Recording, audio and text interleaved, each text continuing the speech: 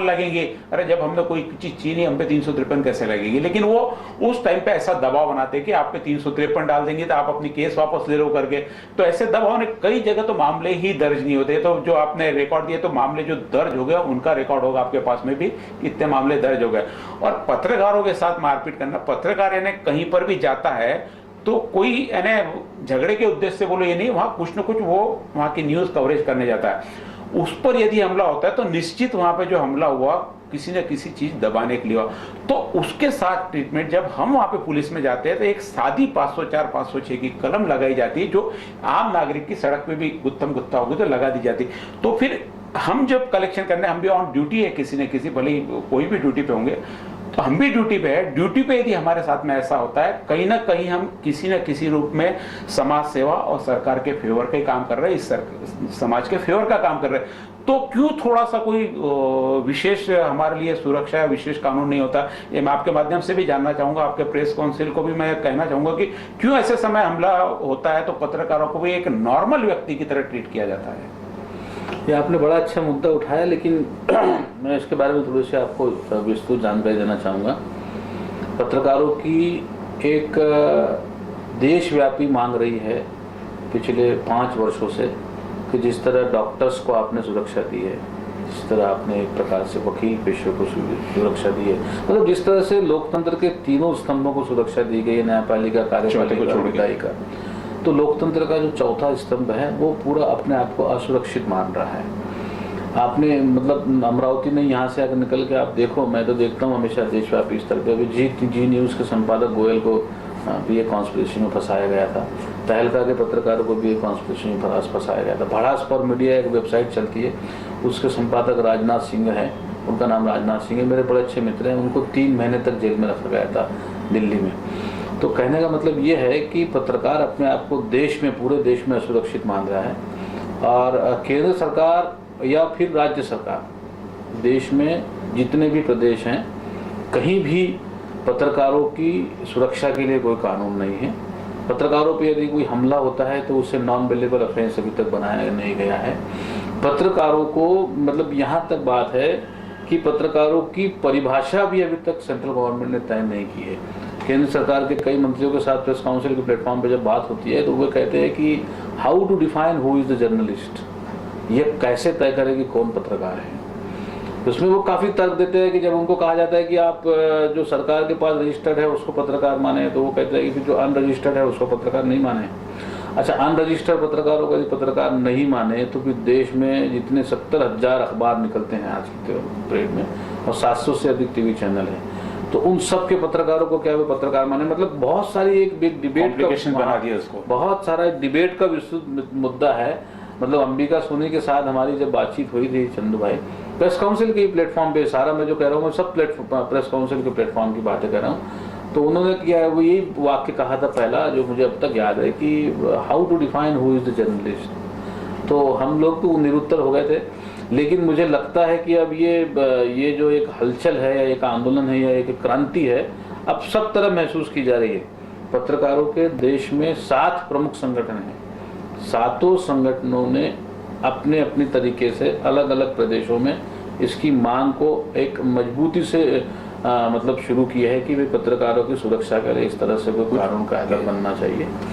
मुझे लगता है, मैं बहुत ज़्यादा आशान्वित हूँ इस बात को लेकर कि आने वाले 1-2 वर्षों में, आपके कार्यकाल में? नहीं, मेरे कार्यकाल की बात नहीं, मैं तो बहुत बहुत छोटा व्यक्ति हूँ, लेकिन जैसे मैंने अभी बताया कि हम अभी पिछले ही 15 दिनों पहले जब महाराष्ट्र के DG law and order Bharti साहब से मिलने बम्बई गए थे, देवेंद्र भारती से मेरी वहाँ 1-1.5 घंटा मुलाकात हुई। उनसे मैंने सारा डाटा लिया कि महाराष्ट्र में कहाँ कहाँ पत्रकारों पे हमले हुए, आपने क्या क्या कार्रवाई की।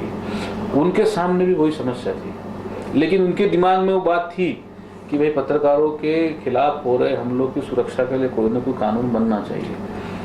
और मेरी जानकारी ये है कि सरकार के पास भी वो अध्यादेश प्रलंबित है, महाराष्ट्र सरकार के पास में, कि पत्रकारों की सुरक्षा के लिए कोई कानून बनना चाहिए। लेकिन वो सोचते हैं कि बगैर सुरक्षा में हम पत्रकार उन्हें इतनी तकलीफ दे रहे हैं, और यदि हमें सुरक्षित कर देंगे उनका क्या हाल करेंगे, तो उनका हम क्या हाल करेंगे। शंकित है वो अपने को सुरक्षा देने के लिए। नारायण राणे महाराष्ट्र में हमारी सुरक्षा को लेकर जो समिति बनाई गई थी रिव्यू के लिए, समीक्षा के लिए, उस समिति के प्रमुख नारायण राणे थे।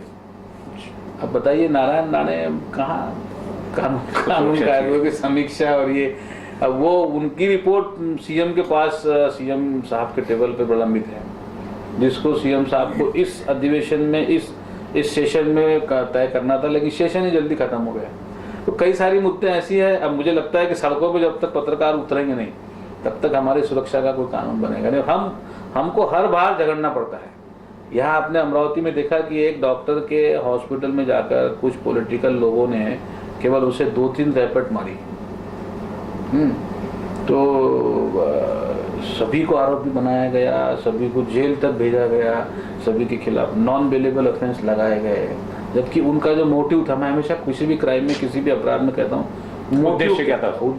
उद्देश्य यही था कि एक गरीब पेशेंट को पूरी तरह से उसकी जो सुख और सुविधा होनी चाहिए, जो उसको मिलना चाहिए, वो नहीं मिल रहा था। उसको लेकर के कुछ मैं वो घटना का मैं समर्थन नहीं कर रहा हूँ। मैं डॉक्टर की यहाँ हुई घटना का समर्थन नहीं कर रहा हूँ, लेकिन डॉक्टर की यहाँ यदि 2 झापड़ मारने की घटना को लेकर के इतना गंभीरता से लिया जाता है, तुलना कर रहे सब, तो पत्रकारों पे जो जानलेवा हमले होते हैं, पत्रकारों की जानें तक ले ली जाती है। जेडे जो विश्व प्रसिद्ध पत्रकार थे मिड डे अखबार के, उनकी जान ले ली गई। चार्जशीट में सबको क्लीन चिट दे दी गई। आपके सिटी न्यूज चैनल के पत्रकारों पे हमला हुआ और सिटी न्यूज के चैनल के पत्रकारों के खिलाफ ही अपराध दर्ज करने की उस दिन बात हो रही थी। मैं जब गोयल से लगातार संपर्क में था, वहाँ के एसडीओ से, तो वो सिटी न्यूज के पत्रकारों के खिलाफ ऑफेंस दर्ज करने की बात कर रहे थे। मुझे समझ में नहीं आता, अधिकारियों की समझ पे कभी कभी हंसी आती है, पुलिस वालों की समझ पे हंसी आती है, लेकिन वो इस माध्यम से शायद हमारे खिलाफ जो उनके मन में भड़ास रहती है, जो हम बार बार पर्दाफाश करते रहते हैं। सिटी न्यूज तो मुझे लगता है कि जितने अमरावती संभाग में जितने लोकल टीवी चैनल है उसमें सबसे ज्यादा सिटी न्यूज ही यहाँ पर्दाफाश करता रहता है। नहीं तो, दिखता है, वो दिखाते हैं हम लोग, भाई होता है कई बार देख नहीं पाते कि इतना गलत क्यों हो रहा है। उस दिन भी एक्चुअली वहाँ से हकीकत आपको भी पूरी पता है, बच्चे वापस पलायन कर रहे थे वहाँ से। बच्चों की स्थिति यहाँ से उनको वापस जाने को पैसा नहीं, उन्होंने कर्जा लेके पैसा लिया, उनको सुबह वहाँ से निकले तो उनको खाने की सुविधा नहीं। यहाँ पर हमारे मित्रों ने उनको नाश्ता करवाया, यानी ऐसी परिस्थिति में वहाँ से निकले तो सब कोई भी कितना भी कठोर दिल का रहे तो उसका मन कहीं ना कहीं थोड़ा भावुक हो जाएगा। थोड़ा हम भावनाओं के साथ भी चलते हैं, सीधा हरदम एक चीज भी उनकी भाव, यानी उनकी जो लगी, हमको लगा कि इनके साथ ये है तो वहाँ लोगों के साथ कैसा व्यवहार हो रहा होगा। और वहाँ की स्थिति एक्चुअली, मैं तो अभी और कल वापस इनके खिलाफ में भी पूरा वापस देने वाला हूँ, लिख के आपके पास भी दूंगा, आगे भी दूंगा, कि भाई जब इतना सारा भ्रष्टाचार का सबूत आपके साथ में मिल रहा है, उन लोगों के साथ अन्याय हो रहा, तो उस संस्था के जो चला रहे हैं उनके खिलाफ कार्रवाई क्यों नहीं? क्यों पत्रकारों की राह देखते, क्यों मारपीट करवाते हो, क्यों हमारे भंडाफोड़ की राह देखते हो? तुमको दिख रहा है, तुम्हारे सामने दिख रहा है, क्यों है ना पत्रकार को बीच में बदनाम करके क्यों कार्रवाई करवाते? खुद कार्रवाई क्यों नहीं कर सकते? वो हो गया। दूसरा एक और मुद्दा पूछना चाहूंगा आपसे, बताना भी चाहूंगा आपको कि कहीं पे भी जैसे आपने डॉक्टर का मुद्दा लिया कि भाई उसका नुकसान ठीक है, कुछ वहां की संपत्ति तोड़ दी, उसका कैलकुलेशन, लेकिन हमारा कैमरा माइक ना होकर साहब हमारी जान होती है उसमें, वो होती है, उसमें भावनाएं जुड़ी हुई थी। कैमरा सिर्फ कैमरे की आप कीमत की 50,000 का कैमरा 50,000 की कैमरे की कीमत नहीं, उसके साथ में बहुत सारी चीजें जुड़ी थी, वो तोड़ देते हैं। और आप भी ये कहोगे भैया उसका फिजिकली तो वैल्यूएशन जो कैमरे का होगा वही होगा ना, उसको कैसा, उसका कैलकुलेशन कैसे पकड़े? एक आदमी मरता है, एक एक्सीडेंट में मरता है तो उसकी 1 लाख कीमत होती है, उसी स्पॉट पे दूसरा व्यक्ति मरता है उसकी 20 लाख कीमत हो जाती है। एक्सीडेंट का तरीका एक है, लेकिन उसके जो जिम्मेदारी उसके हिसाब से उसकी कीमत तय की जाती है। तो इसमें ऐसा क्यों नहीं हो सकता? नहीं, मुझे तो लगता है वो वार्डन ने जो सिटी न्यूज के पत्रकारों के पास उपलब्ध जो कैमरा तोड़ा, वो सबूत मिटाने की दृष्टि से तोड़ा है, न केवल कैमरा तोड़ा, उसने उसके पीछे में उसकी जो भावना वो यही थी, मंशा यही थी कि उसके खिलाफ सिटी न्यूज ने जितने सबूत इकट्ठा किए थे वो नष्ट करने की दृष्टि से उसने पूरा कैमरा तोड़ा है। तो मैंने जैसा कि पहले ही कहा साक्षात्कार की शुरुआत में कि पुलिस अधिकारियों को चाहिए, अब मेरी पुलिस अधिकारियों से विनंती है, मेरी नम्र विनंती है कि वे इस पूरे संपूर्ण मामले में शुरुआत से अंत तक जो लोग दोषी है, कैमरा तोड़ने वाले, उसके अलावा वहाँ संबंधित पुलिस अधिकारी कर्मचारी जो जानबूझकर वहाँ देरी से पहुँचे, जो मिली भगत के कारण देरी से पहुँचे, उन संपूर्ण लोगों के खिलाफ पुलिस अधिकारी, जो वरिष्ठ पुलिस अधिकारी है, जिला पुलिस अधीक्षक और स्थानीय एसडीओ, वो तुरंत कार्रवाई करे वरना 2 या 3 दिनों के भीतर में फिर हमको सड़कों पर उतरना पड़ेगा। और मैं बिल्कुल इस मत का नहीं हूँ कि पत्रकार अपने हकों के लिए, अपने अधिकारों के लिए सड़कों पर उतरे। जो लोगों को न्याय देते हैं, जो लोगों के हकों के लिए लड़ते हैं, जो लोगों के अधिकारों के लिए लड़ते हैं, वो खुद के अधिकारों के लिए कहाँ तक सड़कों पर उतरेंगे। इसलिए मेरी आपके माध्यम से उन दोनों अधिकारियों से, जिलाधिकारी महोदय से भी मेरी विनती है, पूरा जिला उनके हाथ में है, जिले के राजा हुए हैं, डीएम हुए हैं, उनसे भी मैं विनती करूँगा कि वे भी संपूर्ण मामले की जाँच करें। और न केवल इस मामले की, तालुका स्तर पे, ग्रामीण स्तर पे मैं प्रभु साहब से और महिवाल साहब से विनती करता हूं कि आजकल आए दिन छोटी मोटी जगहों पे पत्रकारों के खिलाफ किसी भी प्रकार की कंप्लेंट, किसी भी प्रकार के हमले की जो घटनाएं हो रही है, उसको कहीं ना कहीं रोकना बहुत जरूरी है। पिछले दिनों अमरावती मंडल और मातृभूमि में हमने पूरे जिले में चल रहे सट्टों की एक सीरीज चलाई थी। उस पूरी सीरीज के बाद में हमारे जो छोटे छोटे जो स्थानों पे काम करने वाले पत्रकार हैं, उनको वहाँ के लोगों ने धमकियां दिया था। मैंने उस समय प्रभु साहब से बात भी की। नहीं, हमले का तो अनिल भैया ठीक है, लेकिन ऐसे जब कांड होते हैं दूसरी तरीके से भी वहाँ पे लोग बहुत तराज देते हैं। मसलन एक छोटा पत्रकार तो वहाँ पे लोग उसको ऐड देना बंद कर देंगे, दूसरी तरफ से उसको तराज देंगे ना। एक हमला तो एक ठीक है, आप जिसकी कंप्लेंट कर सकते हैं, लेकिन इसके अलावा कई ऐसे त्रास है जिसकी हम कंप्लेंट भी नहीं कर सकते, तो वो भी मुद्दे आते हैं ना सामने। किसी को उसके कहीं जाने नहीं देंगे, आने नहीं देंगे, उसको सूचना नहीं देंगे, कहीं कवर नहीं करने देंगे। तो ऐसी बहुत सारी छोटी छोटी चीजें हैं जिसका पुलिस में या किसी जगह जाके हम लोग कंप्लेंट भी नहीं कर पाते।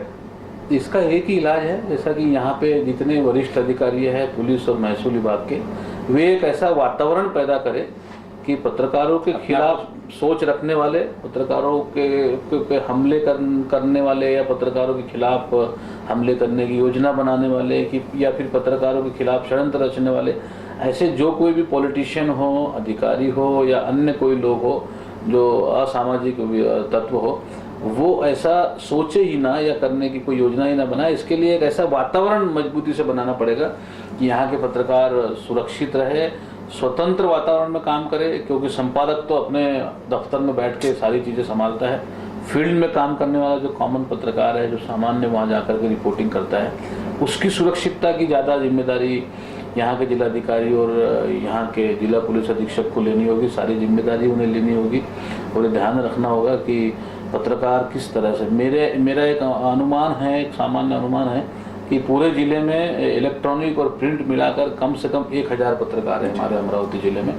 तो उन 1000 पत्रकारों की सुरक्षितता की जिम्मेदारी यहाँ के जिलाधिकारी और यहाँ के जिला पुलिस अधीक्षक और यहाँ के पुलिस आयुक्त, इन तीनों अधिकारियों को लेनी होगी और यही कोशिश करनी होगी कि स्वतंत्र वातावरण में किस तरह से फील्ड पर काम करने वाला पत्रकार काम करे। मुझे ऐसा लगता है। आपने पत्रकारों का इस हमारे चैनल के माध्यम से बहुत मनोबल बढ़ाया और सबको हिम्मत दी कि नहीं, पत्रकारों के साथ में सारी टीम मौजूद है।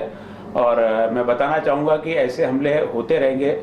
कोई भी पत्रकार अमरावती को कहीं भी हो, किसी भी भ्रष्टाचारी से, किसी भी आपराधिक तत्व से नहीं डरेगा। वो अपना काम करते रहेगा, चाहे जितने हमले हो जाए, चाहे कानून बने नहीं बने, हम लोग हमारा यह प्रयास जारी रहेगा। और आपको भी मैं बताना चाहूँगा अनिल भाई कि कितना भी कोई भी प्रकार का ऐसी तकलीफ हो जाए, हम हमारे कार्य में कहीं पीछे नहीं हटेंगे, बल्कि ऐसे कार्य से हमको और ज़्यादा मनोबल बढ़ता है। आपने अशोक भाई जोशी का नाम लिया कि मैंने उनको एक आगे भी, अशोक भाई जोशी अब आप उम्र के हिसाब से नहीं, तो वो बोले मैं ऐसी जगह मैं ही जाऊंगा, यानी उनकी भी हिम्मत और बढ़ गई है। ऐसे हमले हमारा मनोबल बढ़ाते, हमारा मनोबल कमजोर नहीं पड़ते, हम और मजबूती से आगे बढ़ेंगे और भ्रष्टाचार और अपराधों के खिलाफ हमेशा लड़ते रहेंगे। आपने हमारे चैनल के माध्यम से पत्रकारों का मनोबल बढ़ाया, उसके लिए बहुत बहुत धन्यवाद। आपका भी बहुत बहुत धन्यवाद।